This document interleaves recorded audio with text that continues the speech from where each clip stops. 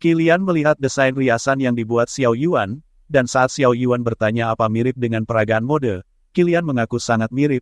Qilian memberitahu pada dasarnya drama musikal merupakan seni cerita. Setiap tokoh memiliki karakter sendiri. Mungkin manajer Cui berharap Xiao Yuan menunjukkan ciri khas tokoh melalui riasan. Mendengar itu Xiao Yuan mengaku tahu ciri khas tokoh, dan tokoh utama wanita adalah siluman rubah dan berusaha meriasnya hingga mirip dengan rubah. Namun kenapa semua bilang mirip peragaan mode? Kemudian ada orang gemuk yang menumpahkan minuman tamu di sana, namun dia malah marah-marah dan meminta ganti rugi karena bajunya kotor. Merasa risih dengan orang itu, Xiao Yuan merasa kalau yang salah adalah dirinya dan mengatainya maling teriak maling. Mendengar itu pria gemuk itu menghampirinya dan membuat Qilian turun tangan dengan menekuk jarinya. Qilian menyuruhnya pergi karena sudah tahu situasinya.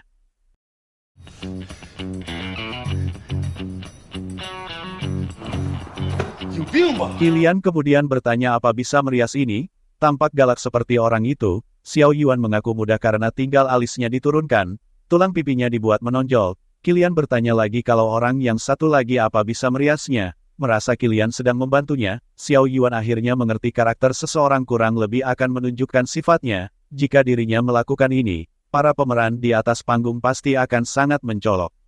Xiao Yuan akhirnya sudah mendapat inspirasi. Qilian kemudian menyuruhnya istirahat dan besok pagi pergi ke tim teater untuk melihat bagaimana para pemeran itu memahami tokoh mereka. Itu lebih baik daripada menebak di sini. Keesokan harinya Xiao Yuan sudah berada di sana untuk memahami pemeran tim teater, namun Xiao Yuan belum menemukannya dan saat ada salah satu pemeran yang ingin minum, Xiao Yuan bertanya tokoh apa yang dimainkan. Dia memberitahu kalau semuanya ada di skrip. Kaxi yang melihatnya mengobrol memarahinya karena latihan belum selesai. Kaxi menyuruh Xiao Yuan menunggu di luar karena mengganggu mereka saat latihan. Xiao Yuan langsung mencoba menggambar di sana dan saat Kaxi pulang, Xiao Yuan ingin mengobrol dengannya dan mengaku penata riasnya, namun Kaxi mempersulitnya karena tidak ada waktu untuk mengobrol dengannya. Xiao Yuan memperlihatkan gambarnya dan menurutnya bukan seperti ini dan menyuruh membacanya di skrip.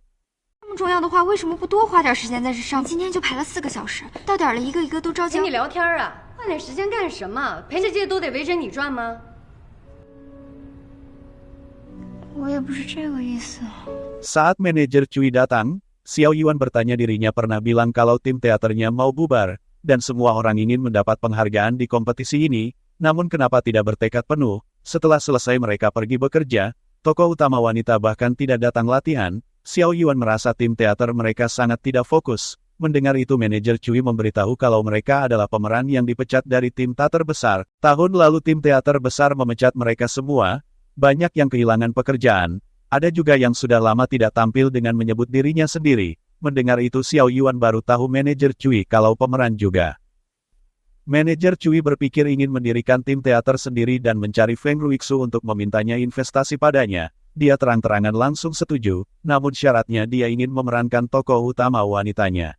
Xiao Yuan merasa kalau sudah mendapat investasi, namun kenapa masih kesulitan? Manajer Cui mengaku kalau ini kesalahannya karena tidak berpengalaman mengurus tim teater, menghabiskan banyak uang di pertengahan sampai tidak bisa memberi gaji. Meskipun mereka tidak mengeluh, tapi tetap harus bertahan hidup, jadi mereka mencari pekerjaan paruh waktu dan berterima kasih pada mereka. Xiao Yuan langsung meminta maaf padanya dan bertanya mereka bekerja di mana saja, dan saat manajer Cui ingin tahu alasannya.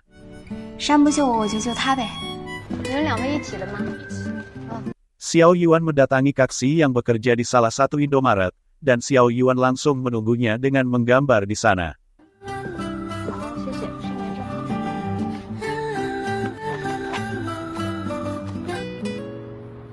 Hari sudah malam Xiao Yuan masih menggambar, akhirnya Kaxi mendatangi Xiao Yuan bertanya apa masih belum pergi. Xiao Yuan bertanya apa dirinya masih sibuk. Kaxi mengira kalau Xiao Yuan menunggu lama demi membahas tentang tokoh dengannya. Xiao Yuan mengaku pemahamannya tentang tokoh cukup awam, jadi ingin berkomunikasi dengannya. Akhirnya Kaxi setuju. Kemudian Xiao Yuan memberinya makanan karena tahu dirinya belum makan dan menyuruhnya duduk. Xiao Yuan memperlihatkan tulisannya dan meminta pendapatnya. Menurut Kaxi ini sangat bagus dan sangat cocok dengan peran kelinci yang dimainkannya. Namun Kaxi memberitahu ada peran kasihan di dalam riasannya. Mendengar itu Xiao Yuan akan menyempurnakannya nanti. Dia bertanya apakah akan menemui pemeran satu-satu seperti dirinya. menurutnya waktunya tidak akan sempat karena tinggal 5 hari lagi, jadi Kaxi memberitahu kalau besok ada latihan kolaborasi, jadi menyuruhnya untuk datang sebelum latihan. Mendengar itu Xiao Yuan mengaku akan datang 1 jam lebih awal. Kemudian Kaxi akan membahas soal siluman kelinci dengannya.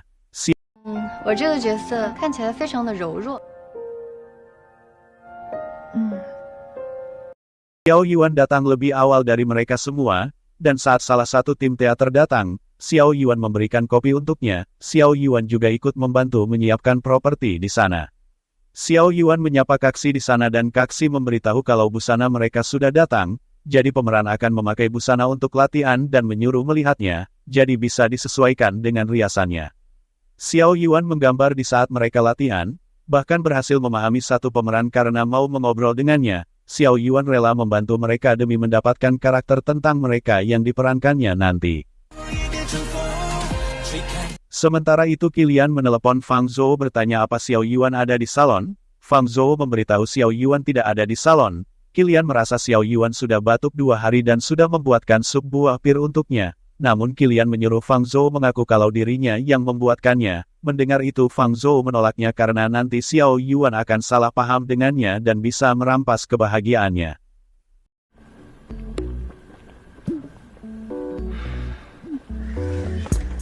Qilian melihat Xiao Yuan sedang mengobrol dengan salah satu peran saat dia bekerja. Qilian memanggilnya dan mengaku kebetulan lewat dan ingin mengantarnya. Xiao Yuan langsung masuk ke mobilnya. Saat berada di dalam mobil, Xiao Yuan menceritakan kisah hidup beberapa pemeran kepada Qilian. Xiao Yuan mengaku iri pada mereka karena melakukan pekerjaan dengan rasa dan penuh dengan semangat. Bahkan ada yang sampai bisa melakukan 6 pekerjaan dalam sehari. Kalau dirinya yang melakukan itu pasti tidak bisa bertahan. Kemudian Qilian memberikan minuman kepada Xiao Yuan, dan saat Xiao Yuan meminumnya dan tahu kalau itu sup buah pir, Qilian mengaku kalau dirinya sudah batuk 2 hari dan tidak mengetahuinya. Xiao Yuan merasa kalau Qilian semakin aneh, dan saat Qilian bertanya apa menginginkan lagi besok, Xiao Yuan langsung memegang dahinya beranggapan Qilian demam. Xiao Yuan merasa kalau Qilian tidak demam pasti suka padanya dengan menatapnya. 不会是喜欢我吧？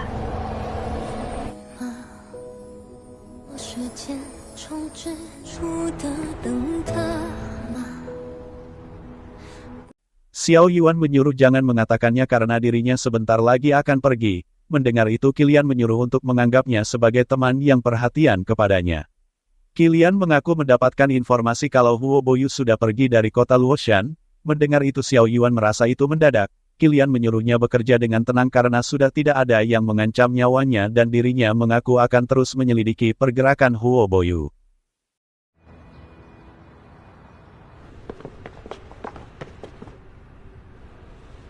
Xiao Yuan pergi ke gedung tempat mereka latihan dan menunjukkan desain riasannya ke manajer Cui, dan saat melihatnya, menurutnya ini bagus sekali dan membuatnya terkesan. Manajer Cui langsung akan menyusun riasannya dan kebetulan Ruixu juga datang, jadi akan menanyakan proposalnya padanya.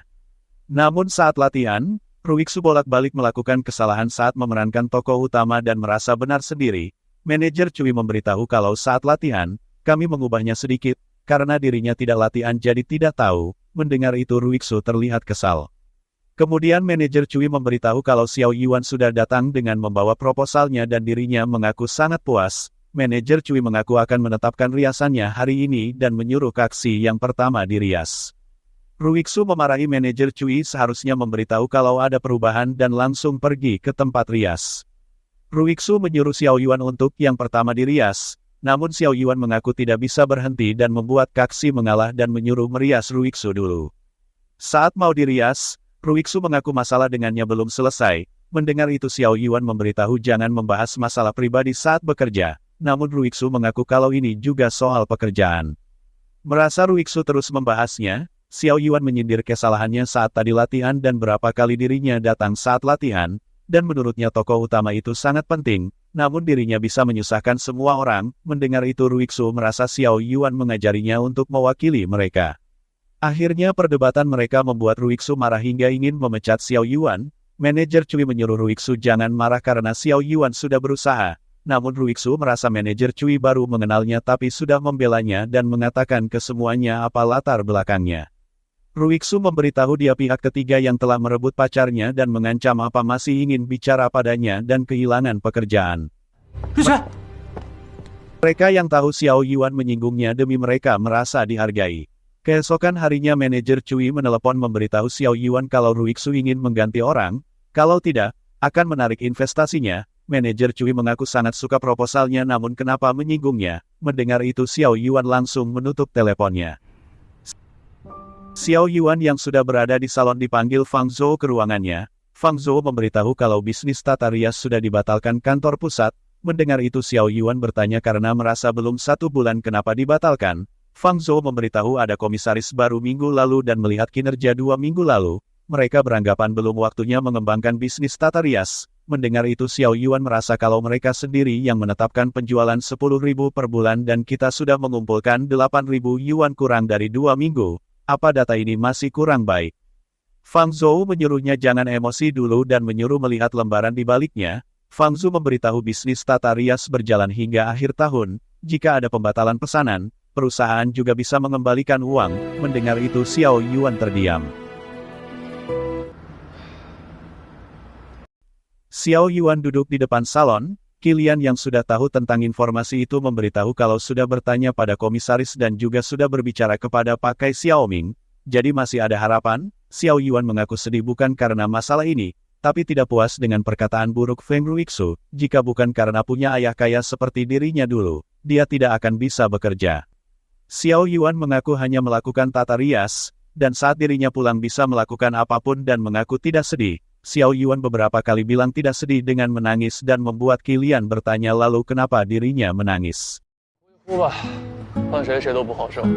Keesokan harinya Xiao Yuan sendirian di salon, dan rekan kerjanya turut prihatin dengannya karena pembatalan bisnis tata rias pasti membuatnya terpukul. Mereka ingin membantunya mengajukan kembali menjadi bagian cuci rambut. Namun Fang Fang merasa itu tidak bisa karena sudah pernah berjanji, walaupun Bos Chen setuju, Kak Hailun juga tidak akan setuju. Mendengar itu Hailun mengatakan siapa yang tidak setuju dan mengatai mereka hanya bergosip sepanjang hari dan menyuruh mereka bekerja keras seperti Xiao Yuan. Tiba-tiba ada telepon dari manajer Cui, dan saat mengangkat teleponnya, manajer Cui memberitahu kalau perias baru itu diusir lagi oleh Ruiksu dan dirinya sangat panik karena pertunjukannya sudah mau dimulai dan menyuruh untuk membantunya. Xiao Yuan akhirnya mau datang dan langsung menuju ke tempat itu, namun saat adik Qilian mengikutinya, dia tidak sengaja juga melihat Huo Boyu baru keluar dari lift dan langsung menelepon Qilian kalau sepertinya dirinya menemukan orang yang dicari dan langsung membuntutinya. Sementara Xiao Yuan yang sudah bertemu manajer Cui bertanya kenapa Ruiksu mengusir tata rias barunya, menurutnya perias itu ceroboh dan perilakunya buruk. Xiao Yuan langsung bertanya alat riasnya apa masih ada. Kaksi memberitahu masih ada dan Xiao Yuan langsung mengajak merias, namun lagi-lagi Ruiksu menghalanginya karena tidak ingin melihatnya. Xiao Yuan yang ingin tidak berdebat bertanya apa dirinya ingin tampil, namun Ruiksu mengaku itu bukan urusannya. Kemudian Xiao Yuan menyuruh Kaksi untuk menggantikan tokoh utama yang direbut Ruiksu. Kaksi mengaku bisa, namun mereka bingung siapa yang akan memerankan tokoh kelinci. Kaksi ingat Qian pernah memerankannya, tapi dia sudah mengundurkan diri. Mendengar itu manajer Cui akan menghubunginya memohonnya untuk kemari.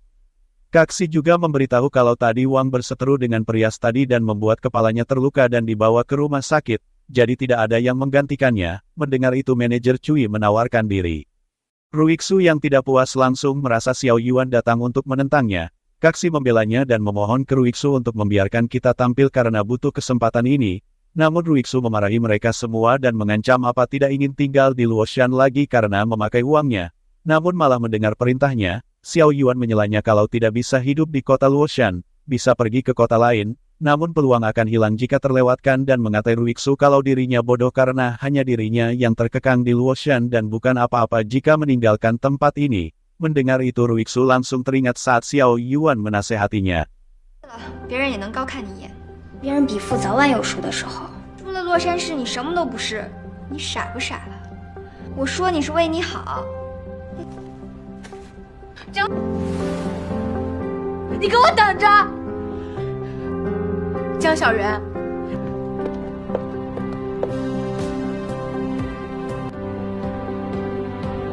Pertunjukan dimulai dan semua penonton yang di sana sudah memenuhi kursi. 向那东方去拜。心慈手软，你怎么来了？何种面目？我并非一心一意。Xiao Yuan yang melihat dari belakang tersenyum dan mengirim pesan ke Qilian mengaku lelah hari ini dan ingin memerasnya mentraktirnya makan untuk mengapresiasi dirinya sendiri. Namun saat Xiao Yuan ingin keluar, dia melihat Huo Boyu duduk di sana.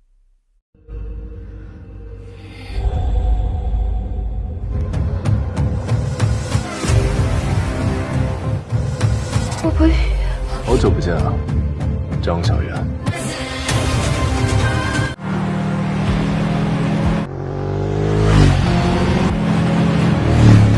Xiao Yuan terkejut Huo Boyu ada di sana. Huo Boyu langsung bertanya bagaimana pendapatnya tentang Ruixu di dunianya dan di dunia ini. Mendengar itu Xiao Yuan terkejut kenapa Huo Boyu tahu tentang masalah kami. Mendengar itu Huo Boyu merasa kalau dia benar Xiao Yuan dari dunianya dan langsung menghampirinya. Huo Boyu mengaku kalau dirinya mantan pacarnya dari perusahaan jasa iklan dan menjelaskan kalau Xiao Yuan adalah anak dari grup Jiang. Mendengar itu Xiao Yuan bertanya apa dirinya juga melakukan perjalanan waktu. Huo Boyu mengaku kalau ini rumit dan sulit dijelaskan. Huo Boyu tidak bisa menjelaskannya di sini dan mengajaknya, namun Xiao Yuan menolaknya karena jika dirinya memang melakukan perjalanan waktu, pasti mempunyai ponsel itu. Mendengar itu Huo Boyu menunjukkan ponsel yang sama dengannya. Melihat itu Xiao Yuan mengira kalau dia juga diberi ponsel oleh asisten Su. 对不起，你是被我牵扯，这有什么关系？ Xiao Yuan bertanya apa tahu cara untuk kembali. Huo Boyu memberitahu dirinya tahu cara untuk kembali dengan menunjukkannya. Namun Qilian yang sudah tiba di sana menggedor pintu dan membuat Huo Boyu ingin pergi dari sana. Huo Boyu mengaku akan mencarinya lagi, karena kalau tidak pergi dari sini, virus itu akan menangkapnya. Namun Xiao Yuan mengaku kalau itu temannya. Huo Boyu memberitahu jangan memberitahu kalau dirinya menemuinya saat ini dan langsung bersembunyi di tirai. Qilian yang melihat Xiao Yuan langsung bertanya apa tidak mendengar dirinya memanggilnya. Xiao Yuan mengaku dirinya tidak memperhatikannya dengan sedikit takut dan mundur. Qilian bertanya apa hanya sendiri di sini dan langsung membuka tirai. Melihat ada bayangan orang lari, Qilian langsung mengejarnya.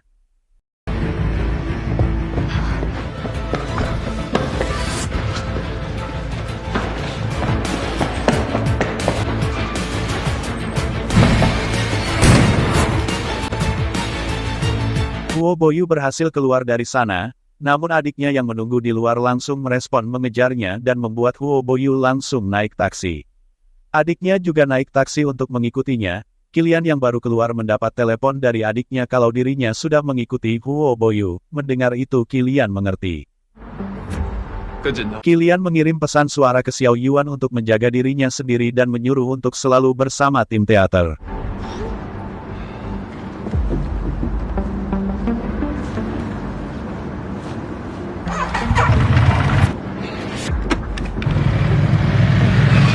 Tim teater mengajak Xiao Yuan untuk merayakan keberhasilan mereka. Manajer Cui memberitahu mereka kalau penampilan mereka diakui oleh juri dan penonton, bahkan mendapatkan dana dukungan dari Asosiasi Teater Musikal Provinsi. Pada saat yang sama ada 6 grup teater provinsi yang mengundang mereka untuk melakukan pertunjukan touring. Mendengar itu mereka bertepuk tangan. Manajer Cui tidak lupa mengucapkan terima kasihnya kepada perias kita yaitu Xiao Yuan. Menurut manajer Cui, Xiao Yuan bisa membalikkan keadaan dan punya akhir yang bagus, jadi langsung mengajaknya bersulang. Manajer Cui mengaku akan menjadikan Xiao Yuan menjadi penata rias tetap bagi mereka, namun Xiao Yuan memberitahu kalau salonnya sudah membatalkan bisnis kecantikannya, jadi dirinya tidak bisa melanjutkan merias wajah. Kaksi yang mendengarnya sangat kecewa karena keterampilan Xiao Yuan sangat bagus, menurut mereka seharusnya mengganti pekerjaan, karena dengan keterampilan Xiao Yuan seharusnya bisa mencari studio salon. Xiao Yuan berterima kasih dan akan mempertimbangkan masalah pekerjaan dengan baik. Kemudian Xiao Yuan mengaku dulu dirinya bukan orang yang gigih, namun setelah bertemu mereka, Xiao Yuan sadar mereka bisa bekerja keras dan mendapatkan hasil, jadi mendoakan mereka bisa terus bersinar di atas panggung dan akan mendukung mereka dengan mengajaknya bersulang. Tiba-tiba Ruixu datang dan mengaku ingin berbicara sesuatu dengan Xiao Yuan. Ruixu menyuruhnya duduk dan Xiao Yuan merasa Ruixu ingin bersama dengan mereka. Mendengar itu Ruixu melarang mengasihaninya. Xiao Yuan mengaku tidak mengasihaninya, namun sebagai mantan teman, dirinya ingin minum dengannya dan memberitahu jika dirinya kembali. Saat bertemu kembali nanti mengajaknya untuk berdamai. Ruixu bingung omong kosong apa yang dia katakan dan bertanya kenapa pergi tanpa pamit saat itu. Xiao Yuan merasa kalau Ruixu membicarakan Xiao Yuan asli dan membuatnya memberitahu kalau neneknya sakit, jadi butuh uang dan harus bekerja untuk membayar pengobatannya. Mendengar itu Ruixu mengaku sudah gila karena kenapa tidak meminjam uang padanya. Xiao Yuan mengaku kalau dirinya punya dendam mendalam padanya, namun Ruixu membantahnya dan tahu siapa Huo Boyu, karena dia yang suka berselingkuh. Ruixu merasa Xiao Yuan saat itu menghilang begitu saja dan saat bertemu dengannya berpura-pura tidak mengenalnya. Ruixu kemudian menyindir tentang masalah di tim teater karena sudah memberi Xiao Yuan pekerjaan, namun bekerja sama dengan mereka untuk menindasnya. Menurutnya Ruixu yang tidak masuk akal karena merebut peran penting, namun tidak melakukan yang terbaik. Kemudian Xiao Yuan meminta maaf padanya dan menyuruh jangan mempermasalahkannya. Ruixu menyuruhnya memikirkan bagaimana cara menebusnya. Xiao Yuan mengaku dirinya yang sekarang tidak bisa menebusnya. Ruixu menyuruhnya berhutang dulu, jadi kelak bisa menebusnya pelan-pelan. Mendengar itu Xiao Yuan menyetujuinya. 行。 Sementara itu Qilian sudah sampai di lokasi di mana adiknya sudah mengikuti Huo Boyu. Dia memberitahu kalau Huo Boyu turun di sini dan masuk ke komplek kecil di sini dan pasti tinggal di sini. Adiknya menyuruhnya mencari Xiao Yuan dulu apa dia ketakutan hari ini. Qilian bertanya padanya jika seorang penjahat menculikmu, tapi selanjutnya melepaskanmu. Setelah itu kau tidak takut sama sekali bahkan kau tidak mau orang menangkapnya. Apa alasannya? Mendengar itu adiknya menduga kalau Huo Boyu memberikan syarat dan merayu Kak Xiao Yuan. Qilian menyuruh untuk tidak berbicara sembarangan.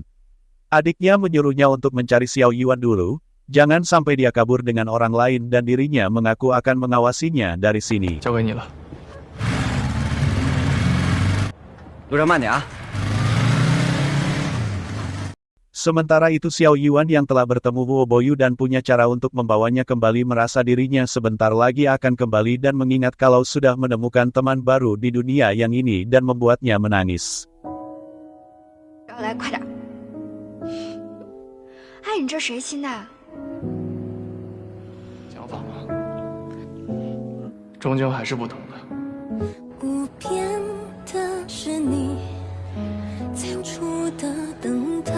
Kemudian saat Qilian duduk di sampingnya, dia memberikan susu padanya karena tahu sudah minum alkohol. Qilian beranggapan mungkin dengan kepergiannya, Qilian baru bisa menunggunya.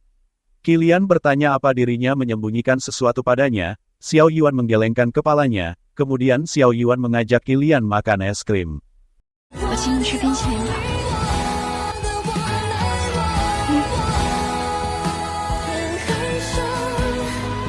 Xiao Yuan mengaku ini pertama kalinya ada yang mengajaknya jalan-jalan saat dirinya pertama datang ke dunia ini, karena sebelumnya sibuk bekerja. Xiao Yuan mengaku setelah kembali dirinya akan merindukan tempat ini dan juga akan merindukan Fang Zhou, Kaxi, Lily dan para teman lain. Merasa Qilian tidak disebutkan, dirinya tertunduk, namun Xiao Yuan langsung mengaku tentu saja dirinya yang paling dirindukan, karena dirinya yang pertama yang menyelamatkannya. Qilian bertanya apa Huo Boyu menjanjikan sesuatu padanya. Xiao Yuan mengaku tidak, namun Qilian tidak percaya dan menyuruh memberitahunya dengan memegang tangannya, namun Xiao Yuan menyuruh tidak membicarakan hal ini. Qilian menyuruh memberitahu padanya daripada menghadapinya sendirian. Melihat Xiao Yuan hanya diam, Qilian mengalah, namun dia memberitahu kalau kita punya kontrak dengannya. Xiao Yuan mengaku dalam kontrak itu dirinya sudah merawat tubuhnya dengan baik, jadi tidak mengingkari janji dan menyuruhnya jangan lupa. Apapun yang dipilih tidak ada hubungan dengannya. Xiao Yuan menyuruh jangan terlalu mempedulikannya. Mendengar itu Qilian ingin membantunya sebelum Xiao Yuan pergi dengan mengantarnya. Saat di rumahnya Qilian memutar kembali rekaman suaranya dan ingin menghapusnya, namun dia ragu untuk melakukannya. Keesokan harinya Pak Chen memanggil Qilian ke kantornya ingin mengetahui sesuatu karena Qilian sebelumnya pergi ke Chongqing. Pak Chen tidak bertele-tele dan memberitahu kepolisian Chongqing meminta untuk menyelidiki seseorang bernama Huo Boyu. Mendengar itu Qilian terkejut. Pak Chen bertanya di mana dia sekarang. Qilian mengaku tidak tahu, Pak Chen mengingatkan kalau Huo Boyu terlibat lebih dari sekedar kasus pencurian, dan sekarang lebih dari satu korban yang melapor dan mencarinya. Pak Chen mengaku atasan sudah menyetujui dan mengeluarkan surat perintah penangkapan Huo Boyu, jadi jika mempunyai petunjuk untuk memberitahunya. Kebetulan adiknya yang sudah membuntutinya menelepon Qilian kalau sudah menemukan Huo Boyu. Mendengar itu Qilian dan polisi langsung bergegas ke lokasi. Polisi yang mendengar informasi darinya kalau Huo Boyu ada di dalam langsung menyergapnya. Kemudian ada telepon dari Sang kalau dia memberitahu Huo Boyu telah mencuri data internal perusahaan lain dan polisi sudah punya bukti dan menargetkannya. Qilian bertanya perusahaan mana yang melapor dan Sang memberitahu perusahaan permainan bernama Meng Ma dan dia bekerja di perusahaan ini selama 5 tahun. Mendengar itu Qilian beranggapan Huo Boyu mencuri data perusahaannya sendiri. Sang memberitahu perusahaan Meng Ma meneliti perangkat keras berteknologi tinggi yang sangat bernilai, jadi semua orang di industri mengira Huo Boyu mata-mata komersial. Sang mengingatkan kalau Huo Boyu tidak sederhana dan benar-benar orang yang kejam. Sementara itu polisi berhasil masuk ke kamarnya, namun mereka tidak menemukan apa-apa.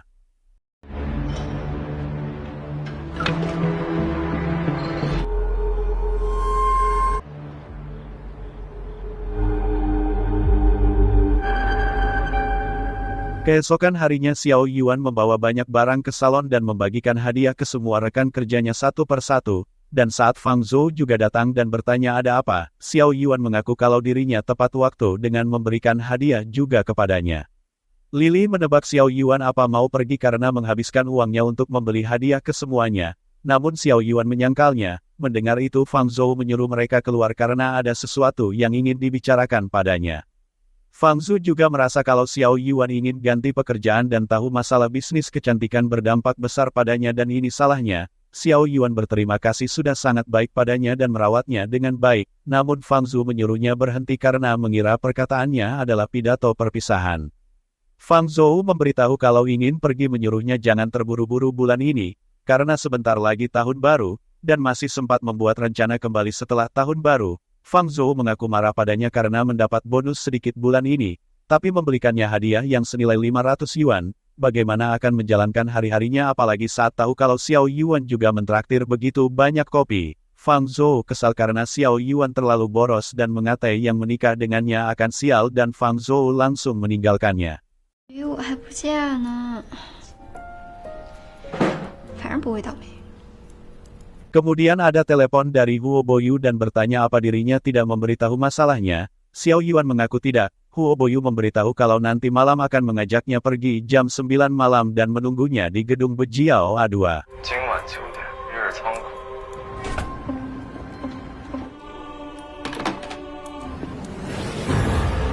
Tiba-tiba Qilian juga datang dan menyuruh ikut dengannya karena ada yang ingin dikatakan padanya. Qilian bertanya setelah kemarin apa Huo Boyu mencarinya lagi. Xiao Yuan yang tidak mengakuinya membuat Qilian memberitahu kalau data perusahaan elektronik Beichen yang dicuri sudah dipastikan dicuri Huo Boyu dan polisi sedang mencarinya, jadi menyuruh mengakhiri transaksinya dan memberitahu semuanya ke polisi. Namun Xiao Yuan merasa ingin memberitahu apa ke polisi, apa dirinya adalah penjelajah waktu. Mendengar itu Qilian beranggapan sekarang Huo Boyu dicari polisi adalah fakta, jadi niat baik apa untuk mencarinya saat ini. Dia mampu melukai Pa Zong dan kabur saat itu dan dia juga bisa membunuhnya hari ini. Namun Xiao Yuan langsung membantahnya. Qilian langsung bertanya bagaimana jika polisi bertanya padanya tentang Huo Boyu, apa dirinya akan menjawab seperti ini. Mendengar itu Xiao Yuan beranggapan Qilian memberitahu polisi tentangnya dan membuat Xiao Yuan marah pada Qilian. Qilian menggenggam tangannya merasa harus menyerahkan Xiao Yuan ke polisi sekarang dan mengurungnya selama 10 hari. Akhirnya Xiao Yuan mengaku kalau Huo Boyu juga penjelajah waktu seperti dirinya. Qilian bertanya bagaimana dirinya yakin kalau dia juga penjelajah waktu. Xiao Yuan mengaku sudah melihat ponselnya dan dia juga ingat masalahnya di dunia aslinya dan Xiao Yuan yakin kalau dia adalah orang yang dikenalnya. Qilian bertanya jika dia penjelajah waktu, kenapa mencuri berkas itu dan juga lari saat melihatnya. Selain itu dari mana ponselnya? Apa dia juga berinteraksi dengan Su Jingyang di dunianya? Xiao Yuan mengaku tidak tahu, namun asalkan dia bisa mengantarnya pulang, dirinya tidak perlu menyelidiki masalah di dunia kalian. Xiao Yuan beranggapan kalau Qilian selalu menyelidiki masalah Huo Boyu untuk membuktikan kalau dirinya yang benar, Mendengar itu Qilian merasa kalau Xiao Yuan sudah memutuskan untuk pergi bersamanya, jadi menyuruhnya pergi bersamanya.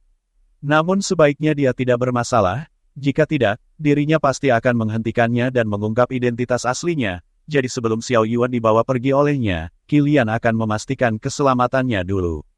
Qilian mengaku tidak hanya berharap Jiang Xiao Yuan lama kembali, dirinya juga mau bertemu Su Jingyang untuk mengetahui semua jawabannya.